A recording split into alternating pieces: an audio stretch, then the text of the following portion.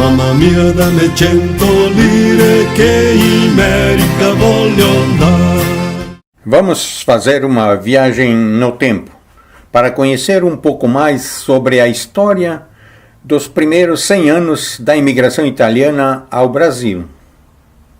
Na primeira metade do século XIX, a Itália estava passando por um período muito difícil, pois estava subdividida.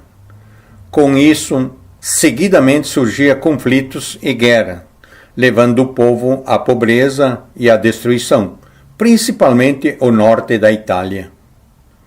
No início da segunda metade do século XIX, veio a unificação da Itália. O povo começou a pedir ajuda ao governo. O governo não tinha recursos, não podia ajudar.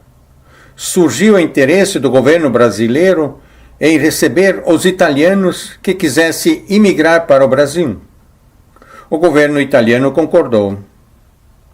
Início da década de 1870, começou a sair do norte da Itália navios superlotados de imigrantes italianos rumo ao Brasil. As famílias que ficavam lamentavam a saída de seus parentes e amigos, sabendo que nunca mais poderiam vê-los.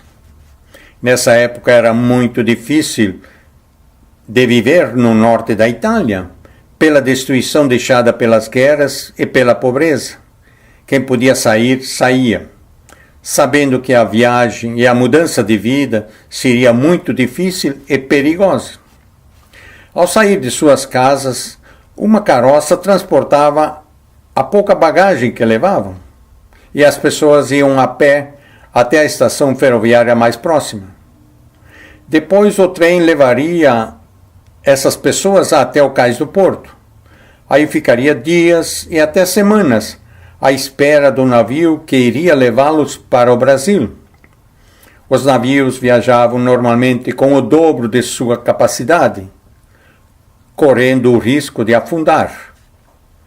Ao chegar no Brasil, a maioria dos imigrantes era encaminhado para 3 diferentes lugares, conforme foram cadastrados no norte da Itália antes de partir.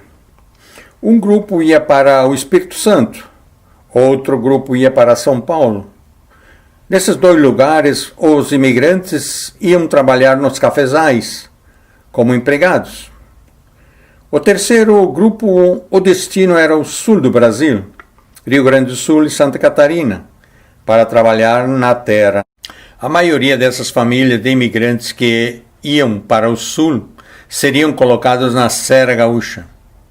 Nas décadas de 1870, 80 e 90, milhares de imigrantes italianos imigraram para o Brasil. As famílias que tinham como destino o Rio Grande do Sul, o fim da viagem era Porto Alegre. O governo gaúcho acelerava os trabalhos nas demarcações das terras, porque com o passar do tempo ia chegando mais e mais famílias de imigrantes italianos a Porto Alegre. Os grupos de pessoas que faziam o trabalho de demarcar as terras tinha como princípio que todos os pedaços de terra deviam ter uma fonte de água ou acesso direto a um rio ou riacho, que passavam entre os morros na Serra Gaúcha. Por isso as terras divididas eram estreitas e compridas. Algumas chegavam a 2.000 metros de comprimento. As famílias de imigrantes ficavam várias semanas em Porto Alegre, antes de receber a terra. Ao ser chamada, a família recebia algumas ferramentas para derrubar a mata e trabalhar na terra, como facão, foice, machado, enxada e outros, e também recebia um pouco de alimento e semente para plantar, e uma arma para se proteger dos animais ferozes que habitavam a Serra Gaúcha. A maioria dessas famílias, para chegar a seu destino, que era o pedaço de terra que o governo havia dado, saíam de Porto Alegre em um pequeno barco a vapor. As famílias com destino à colônia dos Bugres, Caxias do Sul, o barco subia o rio Caí. As famílias com destino à colônia de Alfredo Chaves, Veranópolis, Garibaldi e Bento, subiam o rio Taquari. Depois, com um barco menor, seguiam viagem pelo rio das Antas. Eram usados os rios como caminhos, porque não existiam estradas. Os barcos iam o mais para cima possível, nos rios, levando as famílias de imigrantes, aproveitando para levar alimento para as famílias de imigrantes que já estavam estabelecidas no meio da mata. Depois retornava pegando produtos que estavam às margens dos rios para levar para Porto Alegre.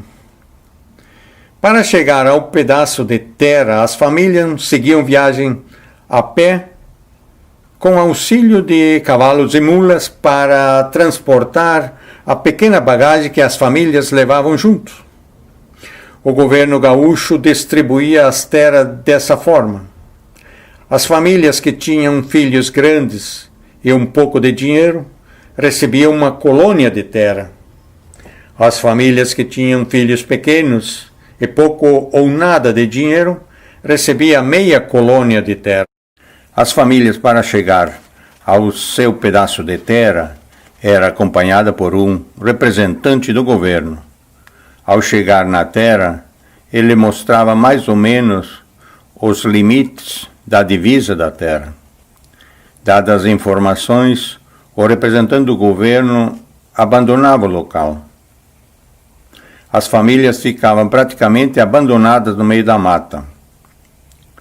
Os primeiros dias, semanas e meses foi um período muito difícil para essas famílias de imigrantes, pois elas não sabiam onde estavam, não conseguiam nem ver o sol, porque estava socada dentro da mata no meio dos morros. Nos primeiros tempos, se abrigava ao redor ou embaixo de troncos de árvore ou pequenas cavernas. O primeiro trabalho era escolher um lugar para abrir uma clareira na mata, para construir um abrigo primitivo, escolhendo perto de uma fonte de água ou um riacho, para facilitar o abastecimento de água ao abrigo.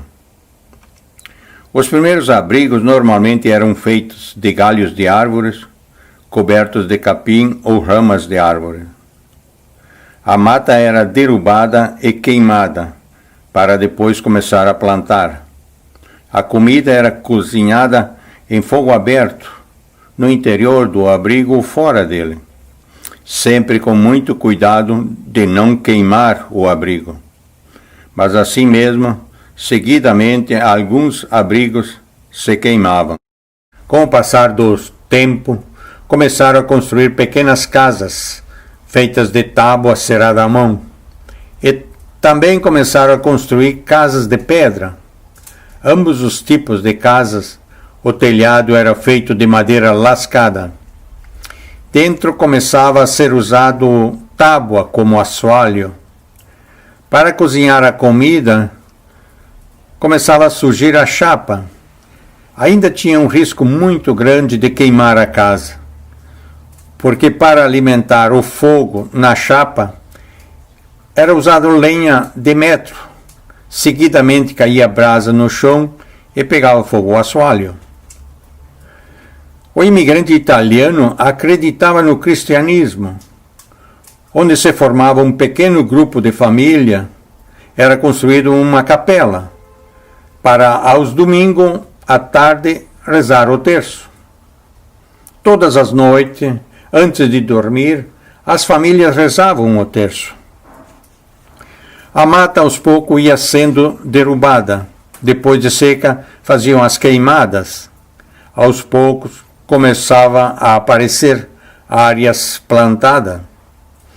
Com o passar do tempo, esses imigrantes não dependiam mais da ajuda do governo para se alimentar, porque já estavam colhendo os alimentos. Quando esses imigrantes se encontravam na igreja, na bodega, ou quando as famílias iam fazer filó, normalmente aos sábados à noite, na casa dos vizinhos, faziam cantorias como essa.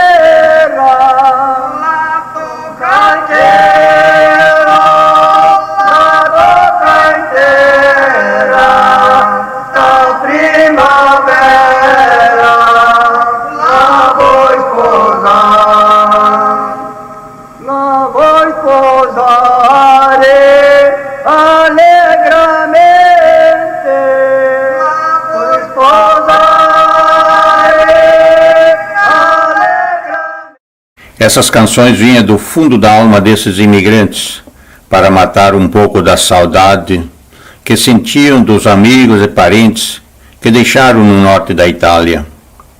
O som dessas cantorias andavam quilômetros e quilômetros de distância, quebrando o silêncio daqueles morros e daquelas canhadas.